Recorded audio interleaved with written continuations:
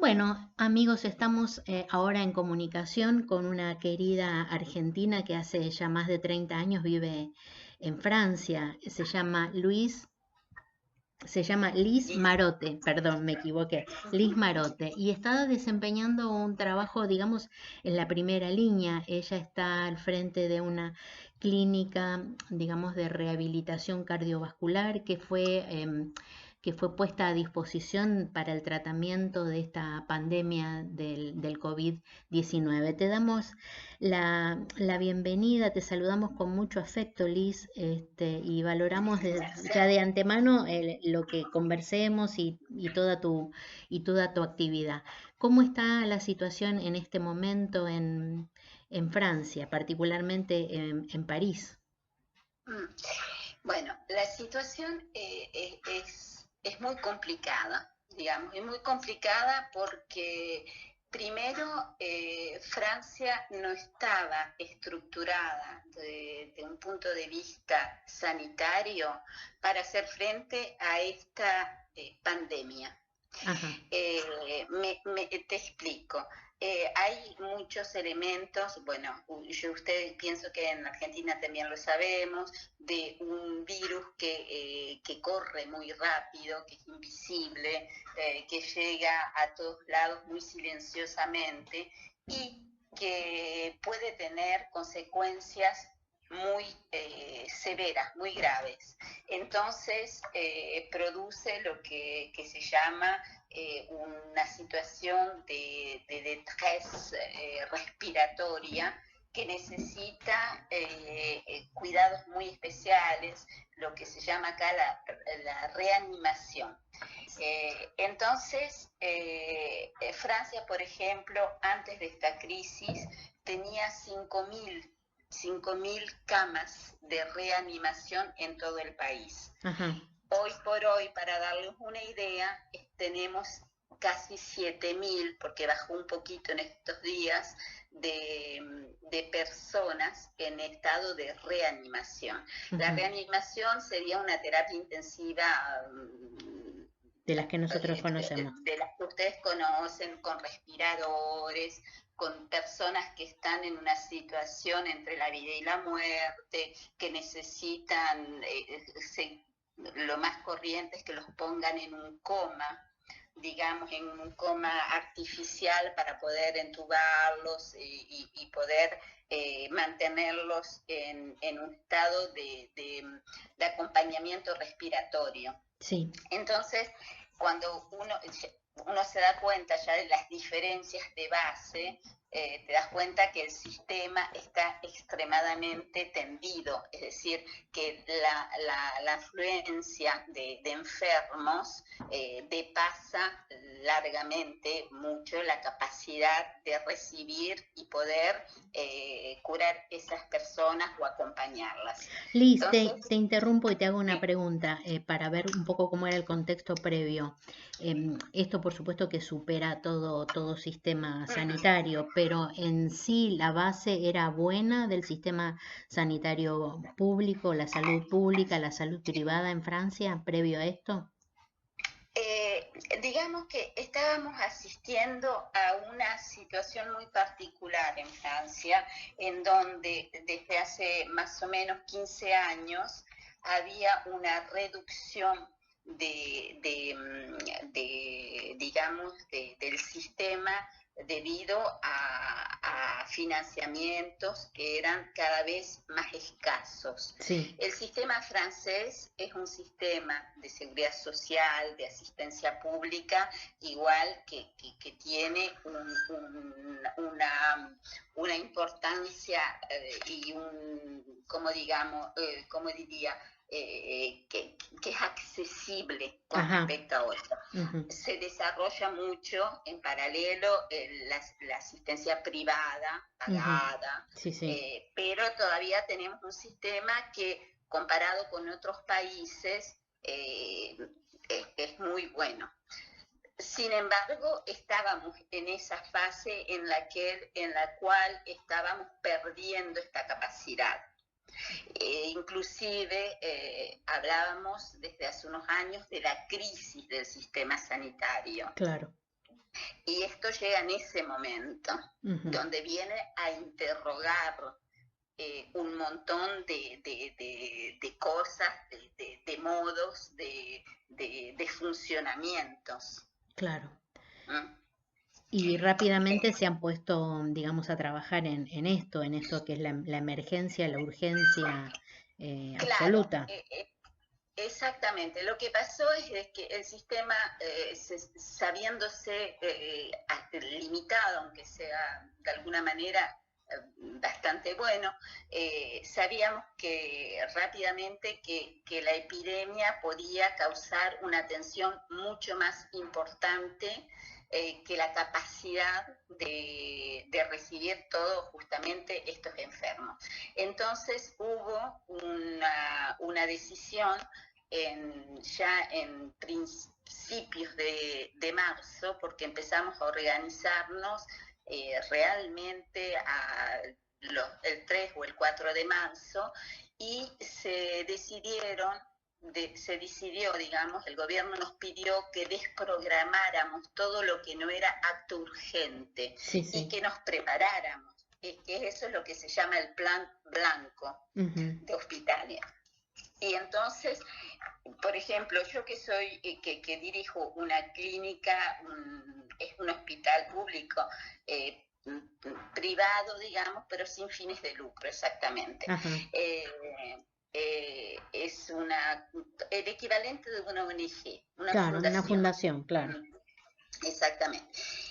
Entonces, nos teníamos que organizar para esta eventualidad. Y entonces yo, por ejemplo, que es una clínica de personas, yo al origen, es decir, mi actividad principal son la rehabilitación de pacientes cardiovasculares, es decir, todos los que salieron de una situación aguda, de un infarto, de cosas así. Sí. Y algunas enfermedades crónicas que tienen que ver también con ese tipo de perfil de paciente. No era nuestra vocación primera, claro, pero sin embargo nos tuvimos que reorganizar primero para proteger nuestros propios pacientes. ¿Por qué? Porque nuestros pacientes son pacientes, todas las personas que tienen patologías cardiovasculares son personas que son, digamos, frágiles, claro, digamos, sí, extremadamente frágiles, y que en algún momento lo que es importante es que puedan estar volver a sus hogares, que exponerse a un lugar en donde la circulación del virus es muy importante. Claro. Y la circulación del virus está por todos lados.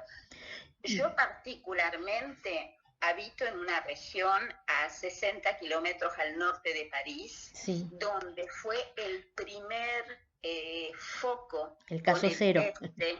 Exactamente, de la epidemia. Hubo dos lugares, uno fue Loas, donde yo habito, y otro fue el del lado de Strasbourg-Mulhouse.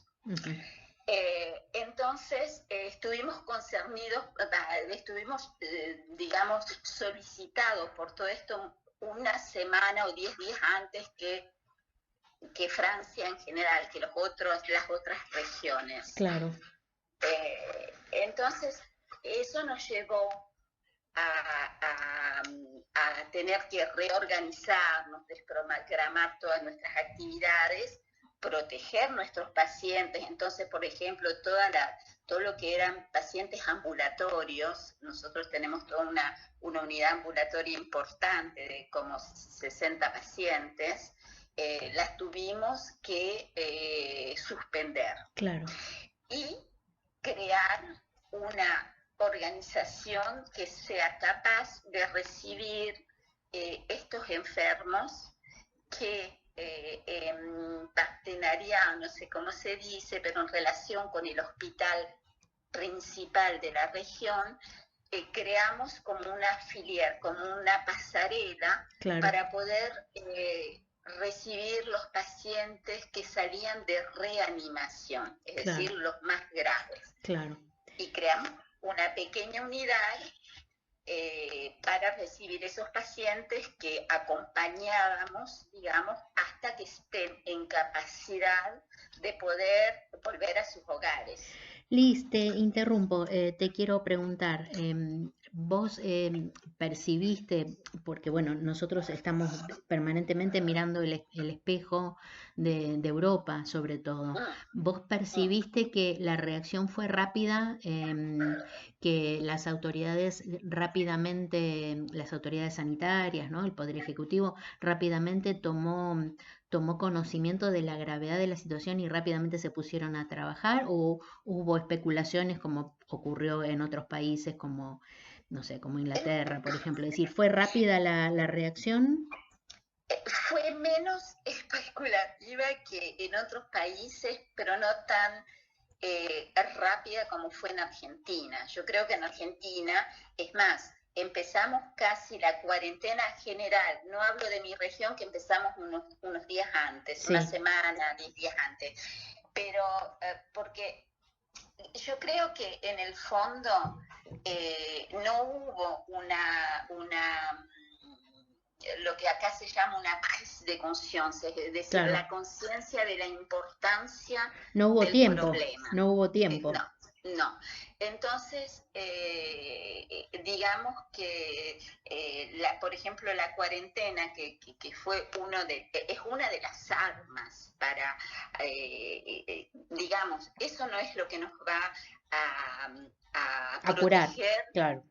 a curar, pero es lo único que hoy por hoy, con todas las otros gestos, barreras, la distanciación social, el lavado de manos y todo lo que va acompañado de eso, puede permitir que el virus circule menos rápido y nos dé tiempo al sistema sanitario a organizarnos, claro, para poder justamente recibir esos pacientes que están en gran dificultad y poder acompañarlos. Claro, vos sabés que acá llamó, esto entrecomillado, ¿no? Llamó la atención la rápida, no las rápidas, pero las declaraciones de Macron en cuanto a reconocer que el rol del Estado en cuanto a la salud pública es indelegable, ¿no? Y bueno, haciendo, no digo yo una autocrítica, sino una reflexión un poco a lo que sería su línea ideológica. ¿Ustedes lo vivieron así también o no tienen esa lectura como a lo mejor tenemos algunos aquí en Argentina? Yo particularmente sí. Es decir, en su primer elocución pública, Sí. Es lo que creo que el único elemento que retuve, es decir, con la salud no se lucra, no se hace beneficio. Ajá. Y que tenemos que volver a pensar nuestro sistema. Y me pareció bárbaro. Yo hace algunos años que estoy en el sector y justamente estaba viendo una políticas que no iban en ese sentido. No, claro. Entonces eso es un poco como que me da una cierta esperanza de que volvamos a pensar el sistema sanitario. Sí. ¿Me entendés? Sí, sí.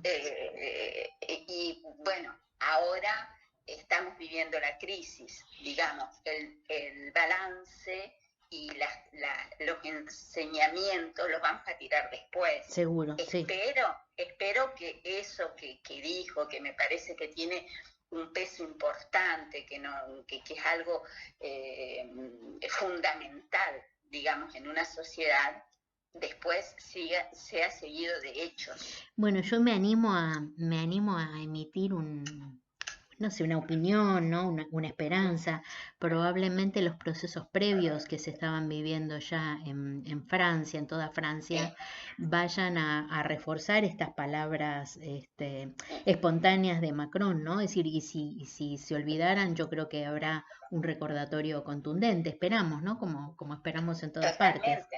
Sí, claro. Totalmente. Es más, hoy por hoy ciertos sectores de ciertos sectores o ciertos hospitales se los hacen recordar en permanencia. Es decir, tenemos muchos en las redes sociales y todo eso, salen cosas como hoy usted puede contar con nosotros. Lo claro, contrario está por probarse, claro, porque estábamos en una crisis profunda. claro, No era algo, es decir, la crisis del sector sanitario de estos últimos 5 años era profunda. claro, claro, claro. Mm, Liz, mm. y los profesionales como vos y tantos otros, eh, ¿cómo se preparan, digamos, cómo lo afrontan desde lo humano, con los propios miedos, con las propias incertidumbres?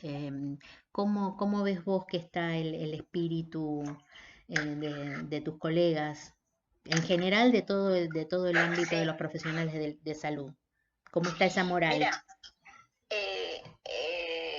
yo creo que hay momentos, y es lo que yo trato de acompañar, digamos, hay momentos en donde uno no tiene que preguntarse muchas cosas, Claro, porque si uno se pregunta muchas cosas se deja invadir por los miedos, y miedos tenemos todos, es decir, yo cuando me voy a la mañana de mi casa a las 7:30 y que dejo a mi hijo solo todo el día y que lo encuentro recién a las 20 a las a las, 8 de la noche, claro, uno está confrontado, ¿me entendés? Sobre todo cuando uno vuelve en el auto y que te decís, bueno, ¿qué es lo que pasa? Y bueno, ese miedo existe, sí, pero, las cosas van tan rápido que uno creo que, menos mal, sí, que no lo piensa, ¿me entendés? claro, sí, sí, Y no hay momentos muertos. claro. Entonces,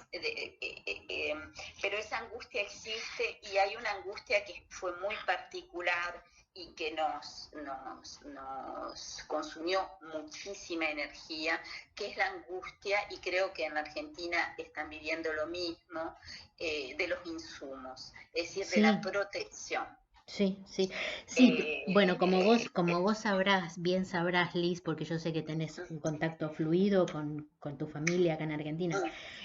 Vos sabés que esto es un mal endémico, no hace ni 4, ni 12, ni 15, hace muchos años más que los insumos hospitalarios son una gran deuda, ¿no? Una gran deuda Totalmente. social. ¿Y ustedes también contaban con eso o fue, digamos, producto de esta explosión del virus? No, lamentablemente lo que se constató es que justamente los insumos y la reserva, por ejemplo, de Francia a nivel insumos estaba bajísima, que después de la famosa crisis de la gripe Sí, Asher, sí, sí, en el 2009, sí, se fueron, bueno, por una cuestión financiera, se fueron reduciendo, se redujo tanto que llegamos a un estado en que no teníamos visibilidad de 3 días. Es mm, decir, lo que me pareció bien de Macron es que cuando nos damos cuenta o cuando el gobierno se da cuenta que esto iba a ser incontrolable, eh, sacó un decreto que, ¿cómo se dice en español? Como que confiscó sí, todo lo que eran las máscaras. ¿Por qué? Porque la producción nacional de barbijos, le decimos allá, sí. era a la altura de 4 millones por semana. La llevaron hasta 8.